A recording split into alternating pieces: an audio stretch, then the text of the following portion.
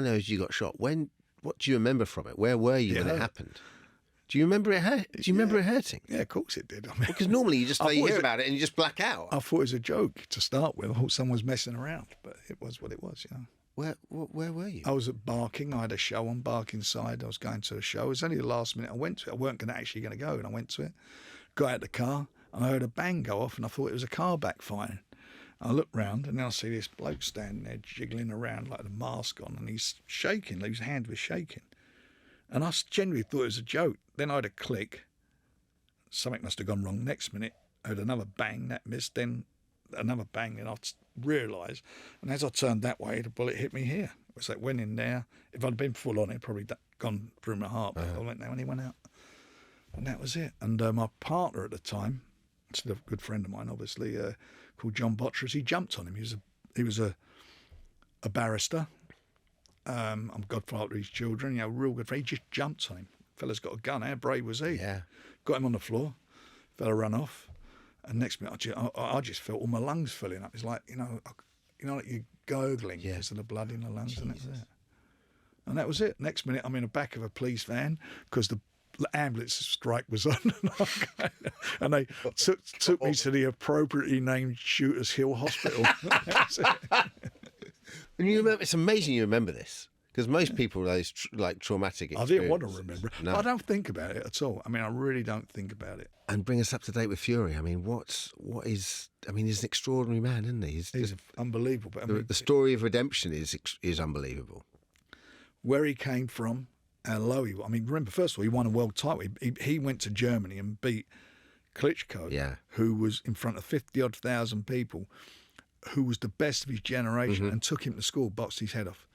Then when had terrible problems, drugs, booze. Are you with him for all of this? Are you with him for throughout all of it? No, I got him into the position to fight for the title, and then he went. Then he went with. Then it was done through another promoter. Yeah. And I didn't think he'd win in Germany. I said, if you do the fight in the UK, I think you beat him. He beat Derek. Yeah. That's when I knew. That's when I fancied him. He beat Derek Chisora, and it's that night I fancied him to beat Klitschko because he was so good. And anyway, then he went off the rails, and it was just dreadful. And he was suicidal. And I met with him. He was like 11 stone overweight.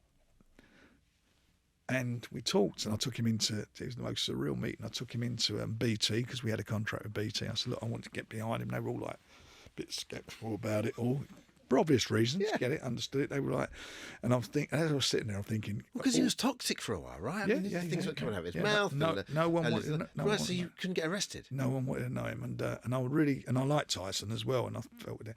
And we're sitting there, and I'm thinking they do the Premiership deals, the Champions League, they do all the deals, and this is a surreal moment. You could see it. They didn't know what was what. And Tyson was there, and he was like talking. And anyway, I talked to them all round, and he said what he had to say. And next minute, they were in the Tyson Fury business. I've been with them for probably about 6 months then. I said, he's going to win the world title. I'm telling you, he will come back and do it. And he did. And what about the rise of the YouTubers in boxing and stuff? Because obviously it brings an audience and it brings notoriety and popularity to the sport. But then the other part of me thinks, I'm a meritocrat, so I like people to succeed by merit and come up the hard way and do an apprenticeship. And that's not the case with the YouTubers. So where are you with it? I went to Jake Paul's fight in America. So Tommy Fury was fighting on the undercard. Yeah. And I was sitting there, and there's all couple of the old guys there. There was fight. It was a funny audience. Normally boxing, you've been there yourself. It's quite empty until the main event comes on. You've got the boxing nuts who sit there, or the fans of a particular fighter is fighting. Yeah. But it's not until the main event or the fight before the main event that it starts filling up or it's filled up. The place, when he fought Jake Paul, was absolutely full. As the doors opened, they all sat and watched everything. Real young audience. They watched everything.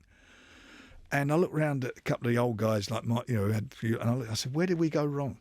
I'm looking at it, and there's Jake Paul's in an 8-round fight.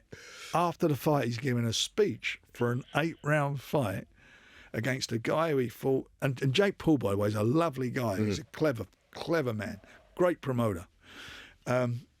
He's fought a guy who's 40 odd years of age or whatever he is, you know, and I'm thinking to myself, what's going on here? But they're buying it. They're massively buying into this thing. Yeah. And, you know, and him and Tommy's supposed to have happened. It's been a real nightmare. That's been a thing. But they're buying into it. And then you got fighters. And the thing I get now with a few fighters, well, how comes I'm not getting what he's getting, the YouTube? Well, because he's got like, you know, 10 zillion people following.